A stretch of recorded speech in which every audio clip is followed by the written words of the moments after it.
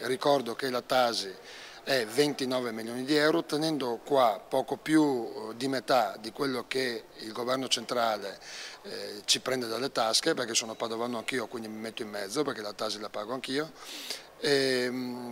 Avremmo potuto azzerare la tassa sulla prima casa. Abbiamo fatto i salti mortali, ma abbiamo mantenuto al minimo l'aliquota sulla prima casa per i padovani. Non piace nemmeno all'assessore al bilancio Stefano Grigoletto la tassa sul patrimonio che non dà reddito, ma poco c'è da fare. IMU e Tasi scadono domani. Ricordo che abbiamo mandato a casa, unico comune capoluogo del Veneto, 40.000 bollettini precompilati. Non abbiamo fatto tempo a farlo per tutti, anche per le difficoltà di calcolare esattamente la rendita catastale di ogni singolo immobile. Troppo presto per fare i conti, ma basti sapere che sono circa 80.000 i padovani coinvolti che tra le due tasse verseranno 65 milioni di euro nelle casse di Palazzo Moroni. Diciamo che l'anno scorso i contribuenti padovani sono stati direi non diligenti di più.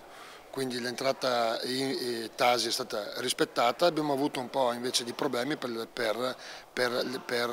l'entrata IMU.